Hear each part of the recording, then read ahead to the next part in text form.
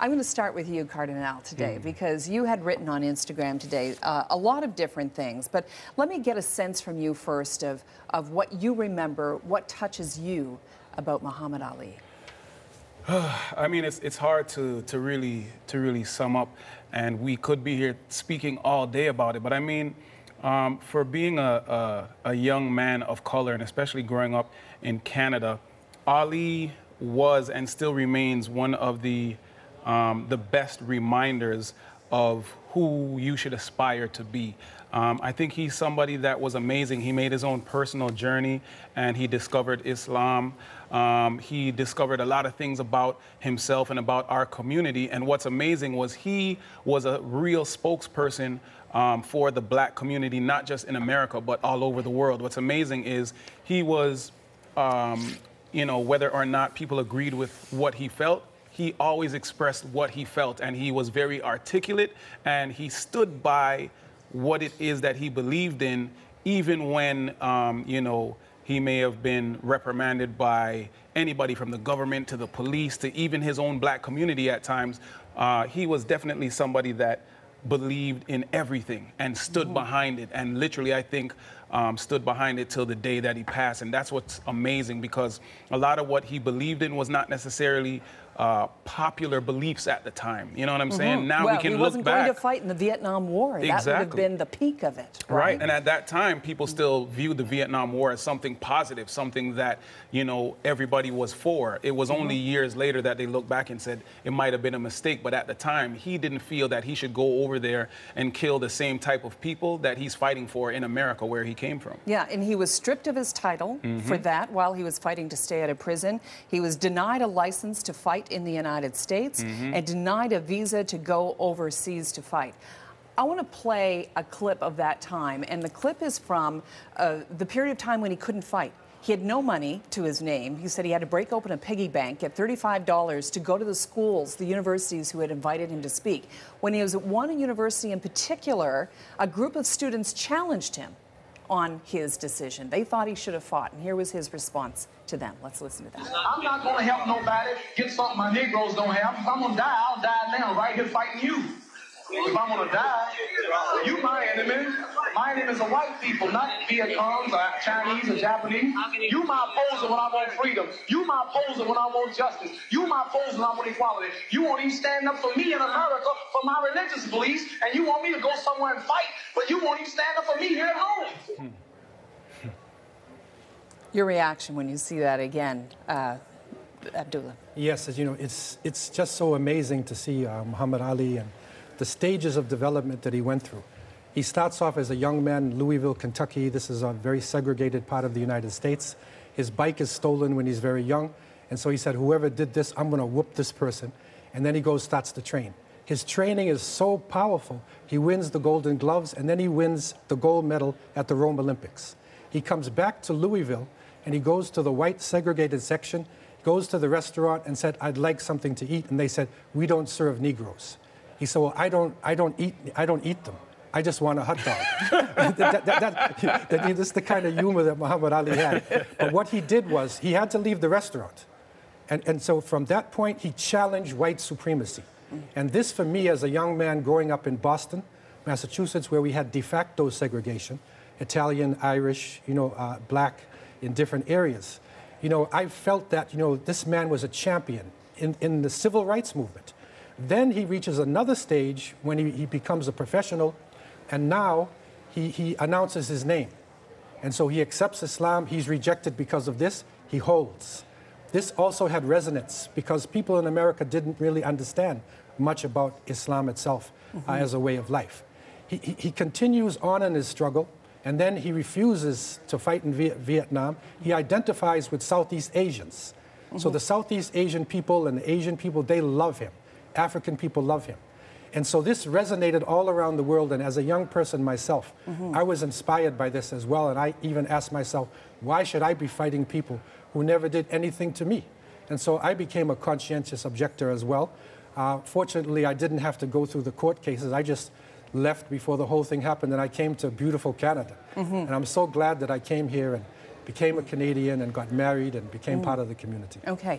So, Kardinal, when he gets his stride, when he's answering that question, I mean, he's talking to these young men who are challenging him about it, and you can hear the music, you can hear the poetry in his voice when his passion erupts. Yeah.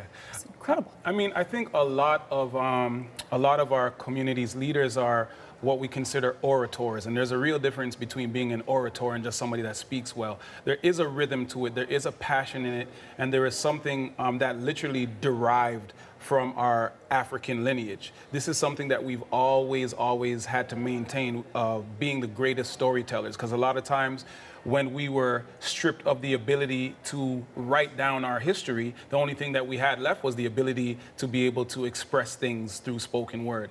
And I think, you know, Muhammad Ali is just a prime example of somebody who was able to carry on that tradition and that culture and express things that we were very like passionate about to people that made. What I really loved is that he expressed that not just to his own community, but to everybody. He said things and brought light and attention to things that were taboo to speak about. And I think that's really what made him awesome. Now we look back and we're like, he was so brave, but at the time, it's like you said, they stripped him of his ability to create income to support his family. And he went through a real dark time, but he still, you know, was steadfast and stood by what he believed in. And, you know, eventually it worked out for him. Yeah. And I think in a day and age, like I said on Instagram, where a lot of us are afraid to even do 5% of what he did. I think it's so awesome that he's still somebody that we can look to. I want to share with our audience a little bit of what you said on Instagram.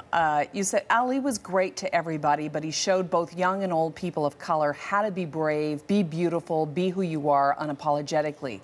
Literally in a day and age where people are celebrated and revered for crafted Afrocentricity and well put together campaigns of resistance, Ali's legacy remains as one of the most organic, authentic, and pure displays of true resistance. What do you mean crafted Afrocentricity? I mean, we live in a day and age where, listen, to be completely honest, behind the scenes, if we were not here in front of these cameras, we may have 20 and 30 people that tell us what to say, how to say it, what to wear, where to say what we're going to do, the whole 9 yards. So a lot of our entertainers, and I know because I'm in the industry, a lot of our entertainers, a lot of our athletes have these large teams that make them seem a certain type of way. So that's what I mean by crafted resistance. Like everything is so strategic because we're in a day and age where you say something and it's going to the entire world. So you have to make sure and know exactly what you're going to say. There's not a lot of people that speak out of passion. That clip that you showed, that's passion. That clip that when Muhammad Ali was challenged and he didn't have the opportunity to say, what should I say? He said what he felt, you know what I mean? Yeah. And he said what he believed in.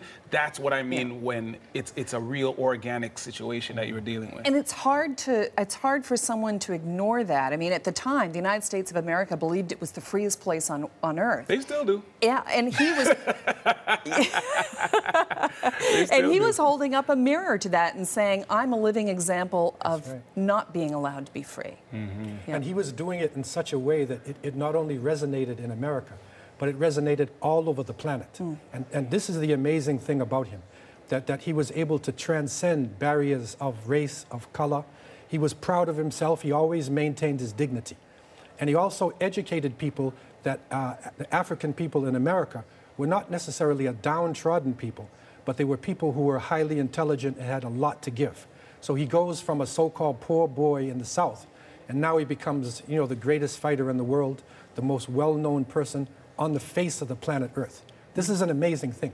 You can go to a jungle in the Philippines. You can go to a mountain in Nepal. You can go to South Africa. You can go to South America. You say Muhammad Ali, and somebody will know who you're talking about. Yeah. And you named your child after Muhammad Ali. Yeah, my second born, Masai, his middle name is Ali. And it's funny, sometimes we think it might have been a mistake only because he came out of the womb with his fist going. So he took it on a little bit too literally. But yeah, absolutely. I wanted that to... You wanted him to fight in a different way also. No, I wanted it to be a reminder to always fight for your passions and to stand up for what you believe in. What do you think Muhammad Ali's message is to the world? You know, if you go to his website, where he leaves his legacy, he says, be great, do great things, and that's empowerment. and especially for the African people in the West and throughout the world in this time of racism. It's so important to be empowered. And one of the things that really struck me is that when the First Nations, Native people of America, had the long walk, he walked with them. He actually, identified with the indigenous people of America. So he had this broad outlook, and then, he had this way of unifying everybody. And, there's an amazing statement that he says, he's talking to Ferdinand Marcos. And this is after then president of the Philippines when he defeated Joe Frazier in 1975. And he writes to Marcos and he says, "Death is so near and time for friendly action is so limited. Love and peace always." That is the essence of his message. Absolutely. We'll leave it there. Kardinal Offishall, thank you so much. Thank you. Abdullah Hakim, thank you so much. Abdullah Hakim Quick, thank you so much.